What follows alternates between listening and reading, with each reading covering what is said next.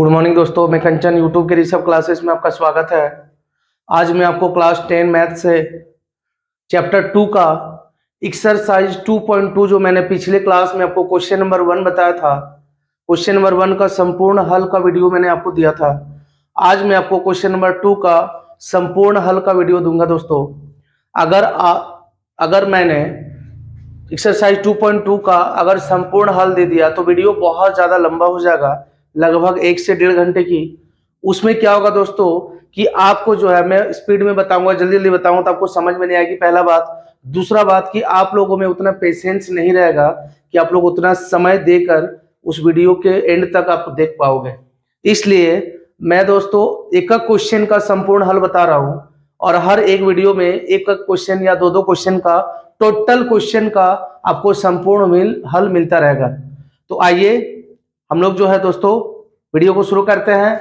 और शुरू करने से पहले अगर आप नए हैं दोस्तों तो इस चैनल को सब्सक्राइब करके जरूर लाइक एंड कमेंट दबाइएगा, है ना। और बेल आइकन को दबाना ना भूले, दोस्तों में शेयर करना ना भूले, ताकि अगला जो वीडियो में डालूं वो आराम से दोस्तों को भी लाभ मिल सके, है ना। चलिए आइए हम लोग यहाँ क्वेश्चन शुरू करते हैं कि एक द्विघात बहुपद ज्ञात करें जिसके शून्यकों का योग तथा गुणनफल तथा गुणन समीकरण या द्विघात बहुपद मैंने आपको पिछला वीडियो में बताया था, ax² + bx + c = 0, है ना। ये जो है एक द्विघात बहुपद के रूप में हम लोग ले सकते हैं, ax² + bx + c = 0। तो हमारा जो भी आंसर आएगा दोस्तों, a का मान, b का मान और c का मान, अभी शून्यकों का योग तथा गुणनफल के जरिए हम लोग a, b और c का मान निकालेंगे और a, b, c का मान इस पे पुट करेंगे तो हम लोग का द्विघात बहुपद निकल जाएगा। समझ में आ रही है?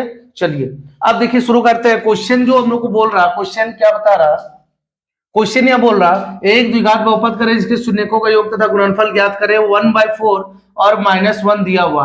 लेकिन यहाँ जो शून्यकों का योग तथा गुणनफल बोल रहा, शून्यक हम लोग को नहीं पता तो हम लोग को मानना पड़ेगा, है ना। क्या करेंगे दोस्तों, हम लोग शून्यक को मान लेंगे। यानी यहाँ पे सॉल्यूशन 1 यानी 1 नंबर का हल मैं आपको बता रहा हूं कि माना कि, है ना, यहाँ पे हम लोग को शून्यक पता नहीं तो मान लेते हैं, माना कि 2 शून्यक, कितना दोस्तों, माना कि 2 शून्यक जो है हम लोग का, 2 शून्यक कौन कौन है, एक हम लोग मानते हैं अल्फा और बीटा, दूसरा क्या मानते हैं, पहला अल्फा, दूसरा क्या दोस्तों, बीटा। अल्फा और बीटा है, ठीक है। माना कि 2 शून्यक अल्फा और क्या दोस्तों, बीटा है।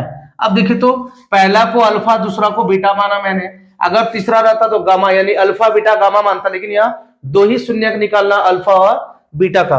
अब देखिए एक आप लोग याद रखिएगा, एक फॉर्मूला होता है, लेकिन फॉर्मूला बताने से पहले मैं यहाँ आपको बताऊंगा, शून्यकों का योग बोल रहा तो हम लोग शून्यक ये अल्फा और बीटा को मान लिए।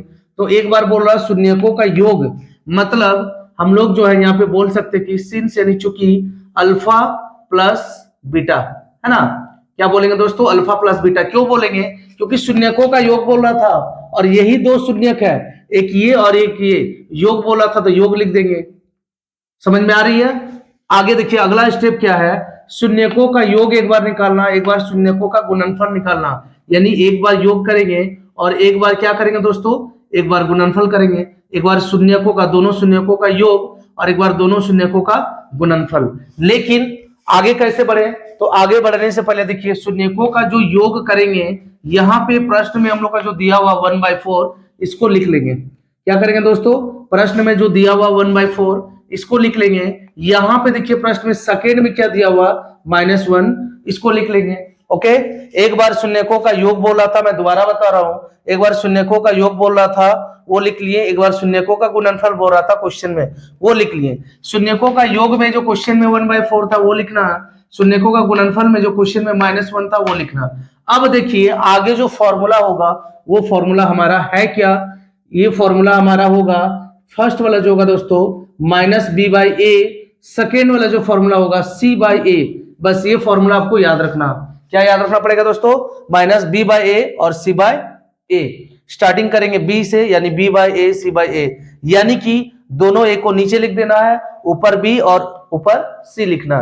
लेकिन यहाँ पे देखिए एक प्रॉब्लम है। प्रॉब्लम क्या है, यहाँ a का मान जो है 4 है, b का मान जो है 1 है, यहाँ पे c का मान 1 है, लेकिन यहाँ a का मान जो है कुछ नहीं, मतलब मान के चलिए यहाँ क्या होगा, कुछ नहीं मतलब 1 होगा। यानी a का मान दोनों जगह सेम होने से, a का मान यहाँ 4 है जबकि a का मान यहाँ पे 1 है, तो दोनों ए इक्वल है, दोनों ए जब बराबर है तो ए का मान भी तो बराबर आना चाहिए, लेकिन ए का मान बराबर नहीं है दोस्तों। देखिए यहाँ पे क्या है, ए का मान यहाँ 4 दिया हुआ और यहाँ पे ए का मान क्या दिया हुआ, 1 दिया हुआ।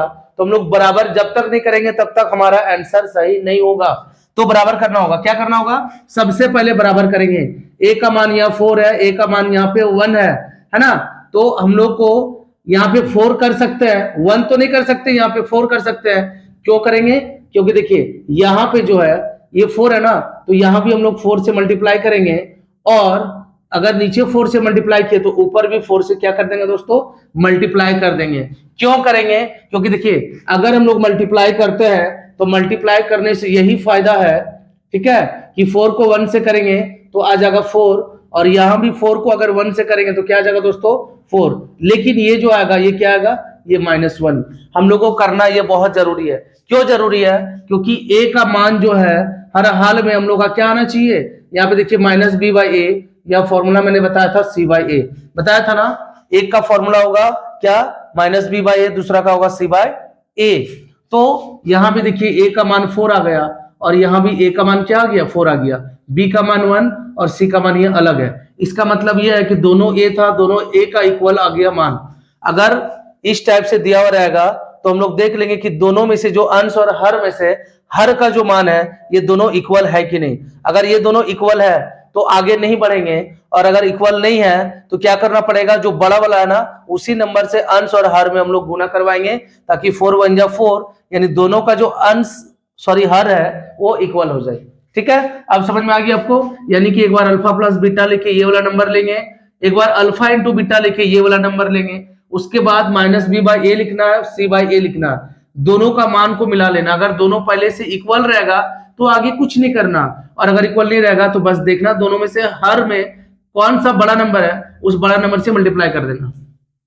हम लोग का जो द्विघात समीकरण था दोस्तों, है ना, हम लोग का जो द्विघात समीकरण था वो क्या था, तो हम लोग लिख सकते हैं कि यहाँ पे द्विघात समीकरण से पहले हम लोग एक बात लिखना चाहेंगे।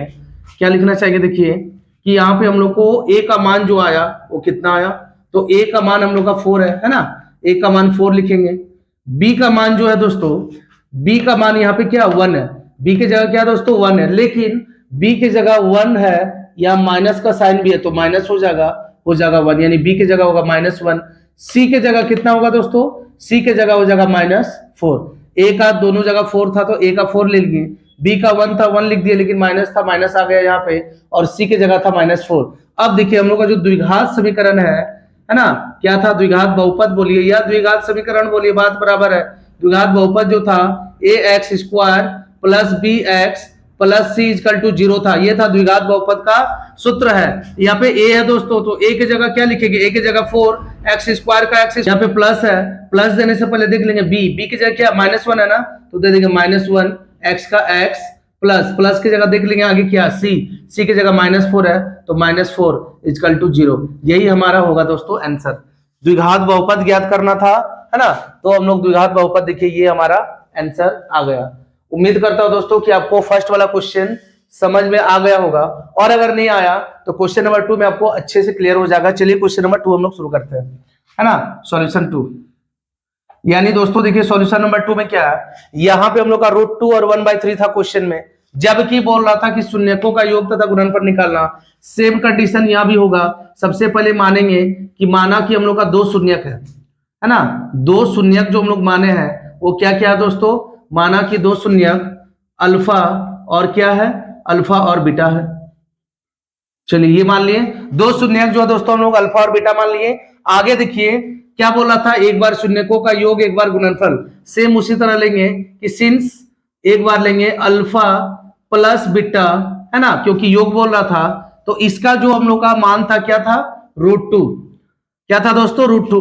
अब हम लोग यहाँ पे लिख सकते हैं क्या, थोड़ा सा हट के लिखेंगे, फॉर्मूला था -b/a था ना दोस्तों, मैंने आपको यहीं पे बताया था पिछला क्लास में, देखिए सॉरी पिछला क्वेश्चन में बताया था -b/a।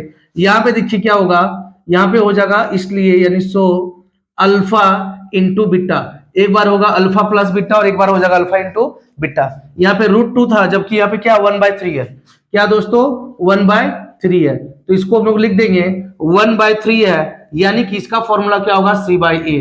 क्या होगा दोस्तों, c/a। ए। बस हम लोग को अब ये चीज देखना है कि ए का मान बराबर है या नहीं। ए का मान देखिए बराबर नहीं है। कैसे नहीं है? देखिए बराबर क्यों नहीं है बता रहे हैं।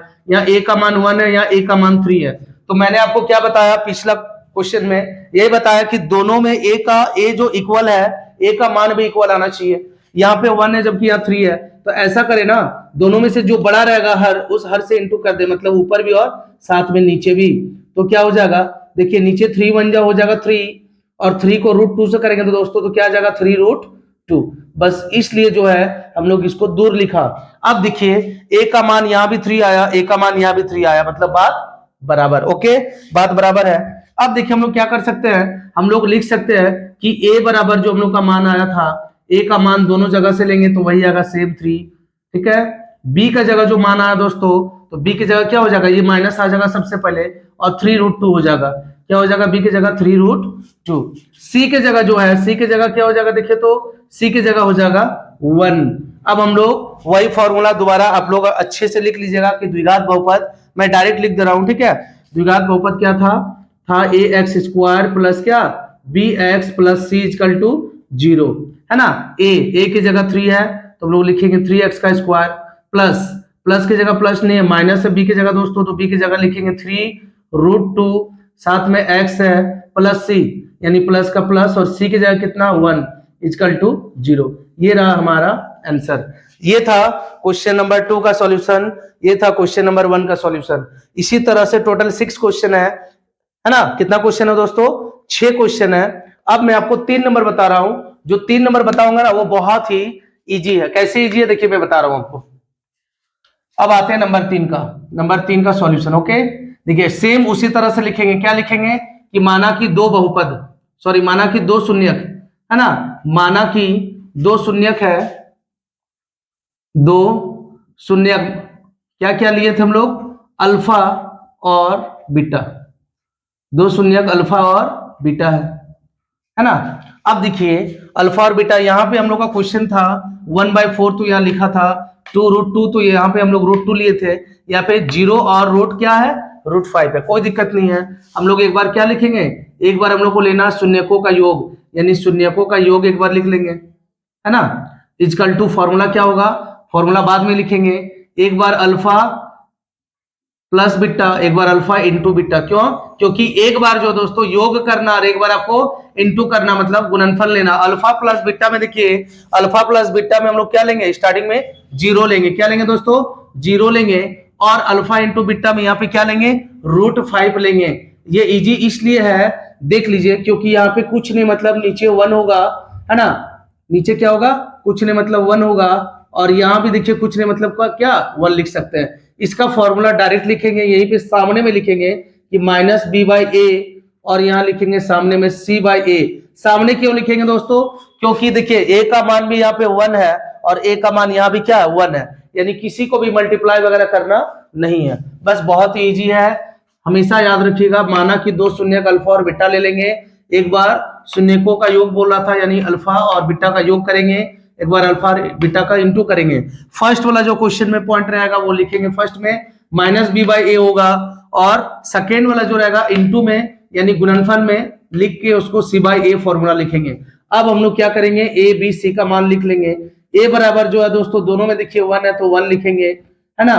b बराबर जो है यहाँ पे हम लोग बोल सकते हैं b बराबर कुछ नहीं मतलब -0, तो b बराबर 0 बोलिए ना बोलिए बात बराबर है। चलिए कोई बात नहीं, फिर भी हम लोग यहाँ पे लिख देते हैं, यानी b बराबर -0। अब देखिए c बराबर जो है दोस्तों क्या है, c बराबर कुछ नहीं मतलब √5 है। हम लोग का जो फॉर्मूला था, है ना, तो फॉर्मूला क्या था, द्विघात समीकरण का formula ax² plus bx plus c equal to 0। अब देखिए तो a की जगह 1 है तो 1 को तो लिखते नहीं है, बस इसी तरह लिखेंगे x² का x² प्लस bx मतलब 0x। bx को क्या लिखेंगे दोस्तों, क्योंकि b के पास -0 है, और 0 को अगर x से इंटू करेंगे तो मिला जुला के पूरा क्या आएगा 0, यानी इसको नहीं लिखेंगे।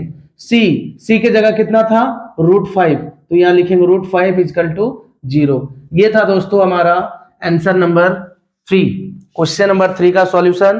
तो ठीक उसी प्रकार दोस्तों नंबर 4, नंबर 5 और नंबर 6 आपका टास्क रहा, मतलब होमवर्क रहा। आप इसे बनाइए और बना के अगर आपका सही से बन जाता है तो अच्छी बात है, नहीं बनता है, जहां फंसते हैं तो उसका फोटो लेके यानी फोटो क्लिक करके आप जो है कमेंट में भेज सकते हैं, मैं आपको उसको जरूर बताऊंगा। ओके, ये जरूर आप ट्राई करें, क्योंकि मैं 3 क्वेश्चन आपको टास्क दे रहा हूं पहली बार, और इस टास्क को आप अच्छे से बनाइए, जिस मेथड से मैं बताया हूं उसी मेथड से बनाइए। अगर कहीं प्रॉब्लम में आप फंसते हैं तो जरूर पूछिएगा। Okay, thank you very much.